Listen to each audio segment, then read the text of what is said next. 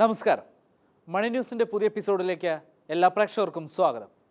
Service ചാർജുകളുടെ പേരിൽ ബാങ്കുകൾ ഉപഭോക്താക്കളെ പിഴിയുമ്പോൾ ഇതിൽ നിന്നെല്ലാം വ്യത്യസ്തമായി ജനപ്രീതി പിടിച്ചുപറ്റി മുന്നോട്ട് പോവുകയാണ് പോസ്റ്റൽ പേയ്മെൻറ്റ് ബാങ്ക്.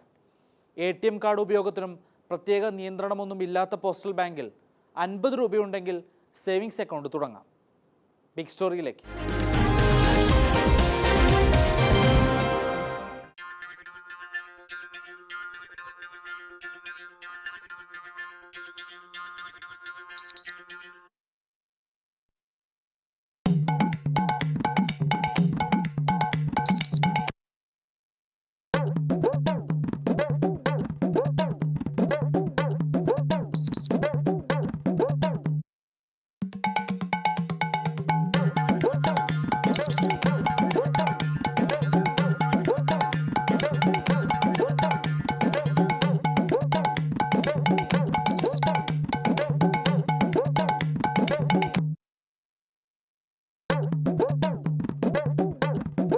ചില സ്വകാര്യ ബാങ്കുകളുടെ കൊള്ളയെ പരിഹസിച്ചുകൊണ്ട് പ്രചരിക്കുന്ന വീഡിയോ ആണിത്.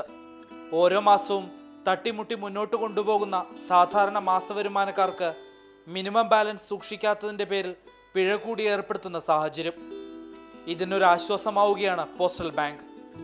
1 രൂപ പോലും സർവീസ് ചാർജ് ഇല്ലാത്ത savings bank account.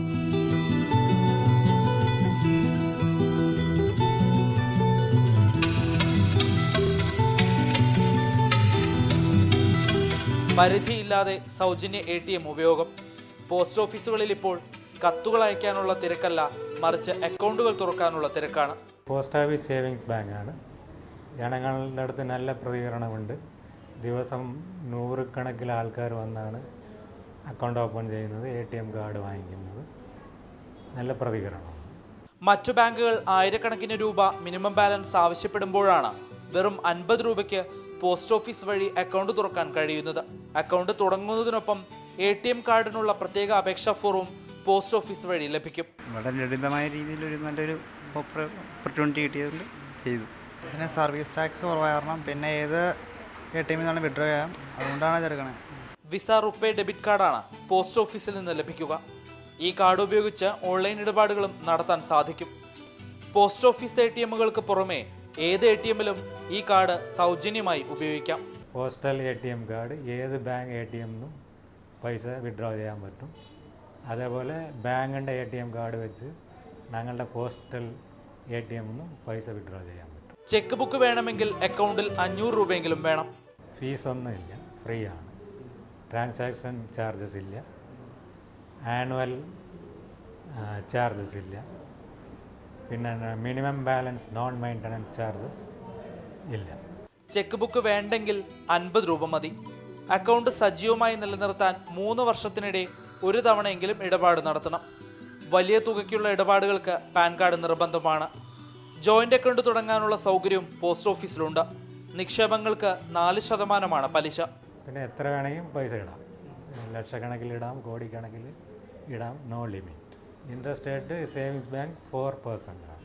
Bank account പോലെ പോസ്റ്റ് ഓഫീസിലെ സേവിങ്സ് അക്കൗണ്ടും മറ്റൊരു പോസ്റ്റ് ഓഫീസിലേക്ക് മാറ്റാൻ സാധിക്കും. ഭൂരിഭാഗം ഹെഡ് പോസ്റ്റ് ഓഫീസുകളിലും പോസ്റ്റൽ വകുപ്പിന്റെ ATM പ്രവർത്തിച്ചു തുടങ്ങിയിട്ടുണ്ട്.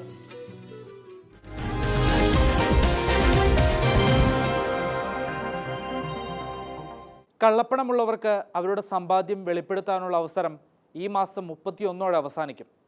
50% നികുതി നൽകി കള്ളപ്പണം കൈവശമുള്ളവർക്ക് സമ്പാദ്യം നിയമവിധേയമാക്കാം. പ്രധാനമന്ത്രി ഗരീബ് കല്യാൺ യോജന ഉപയോഗിച്ചാണ് കള്ളപ്പണം വെളിപ്പെടുത്താനുള്ള അവസരം. 30% നികുതിയും 10% സർചാർജും 10% പിഴയുമടക്കം 50%ആണ് നൽകേണ്ടത്. ഇതിനുള്ള ചലാൻ ബാങ്കുകളിൽ ലഭിക്കും. പണം വെളിപ്പെടുത്താൻ ആഗ്രഹിക്കുന്നവർ നിർദ്ദിഷ്ട നികുതി അടച്ചതിൻ്റെ രസീതും നൽകണം. ആദ്യം നിക്ഷേപിക്കുന്ന തുകയുടെ 50% നികുതി അടയ്ക്കണം. ആ രശീതി ഹാജരാക്കിയാൽ മാത്രമേ പദ്ധതിയുടെ ആനുകൂല്യം ഇടപാടുകാരന് ലഭിക്കുകയുള്ളൂ.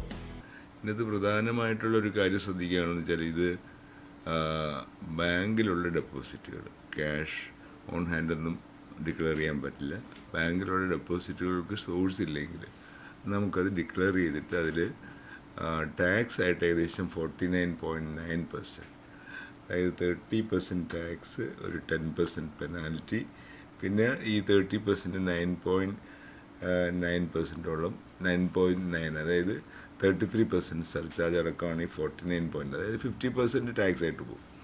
തുടർന്ന് നിക്ഷേപിക്കുന്ന സംഖ്യയുടെ 25% പലിശയില്ലാത്ത നിക്ഷേപമായി 4 വർഷം അക്കൗണ്ടിൽ സൂക്ഷിക്കും.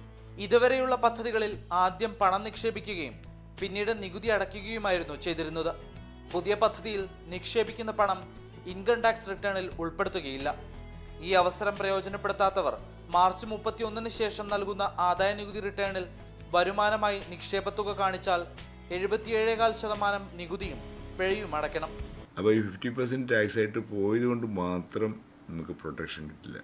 അതിന് പ്രത്യേകമായിട്ട് പ്രധാനമന്ത്രിയുടെ ഒരു ഗരീബ് കല്യാൺ യോജന എന്ന് പറഞ്ഞിട്ട് PMGKY എന്ന് പറഞ്ഞിട്ടൊരു പുതിയ ഡെപ്പോസിറ്റ് സ്കീം കൊണ്ടുവന്നിട്ടുണ്ട്. അത് 4 വർഷത്തെ ലോക്കിൻ പീരീഡ് ഉണ്ട്. അതിന് പലിശയില്ല. അപ്പോൾ ഏകദേശം 75% നമ്മൾ ഡിക്ലെയർ ചെയ്യുന്ന ഇൻകം ഒന്നെങ്കിൽ ടാക്സ് ആയിട്ട് പോകും, അല്ലെങ്കിൽ നമുക്ക് അവൈലബിൾ ആയിരിക്കില്ല. ബാക്കി 25% നമുക്ക് വൈറ്റ് മണി ആയിട്ട് ഉപയോഗിക്കാം എന്നുള്ളൊരു സ്കീമാണ് ഇപ്പോൾ നിലവിലുള്ളത്. പദ്ധതിയിൽ ചേരുകയോ റിട്ടേണിൽ വെളിപ്പെടുത്തുകയോ ചെയ്യാത്തവരെ ആദായ നികുതി വകുപ്പ് പിടികൂടിയാൽ മറ്റൊരു 10% കൂടി, അതായത് മൊത്തം 87.4% പിഴ നൽകേണ്ടി വരും. പദ്ധതിയിലൂടെ സ്വയം വെളിപ്പെടുത്താത്ത കള്ളപ്പണ നിക്ഷേപകർക്കെതിരെ കടുത്ത നടപടിയും ഉണ്ടാകും. ബാങ്കിലെ നിക്ഷേപം കള്ളപ്പണമെന്ന് ആദായ നികുതി വകുപ്പിന്റെ അന്വേഷണത്തിൽ വ്യക്തമായാൽ 90% നികുതി ഈടാക്കും. റെയ്ഡിലൂടെ പിടിച്ചെടുക്കുന്ന പണത്തിന്റെ ഉറവിടം വ്യക്തമാക്കിയാൽ 30% നികുതി അടച്ചൊഴിവാകാം. കള്ളപ്പണമെങ്കിൽ 60% നികുതി ഈടാക്കും. നേരത്തെ 40% നികുതി അടച്ച് കള്ളപ്പണം വെളിപ്പെടുത്താനുള്ള പദ്ധതി കേന്ദ്ര സർക്കാർ നടപ്പാക്കിയിരുന്നു.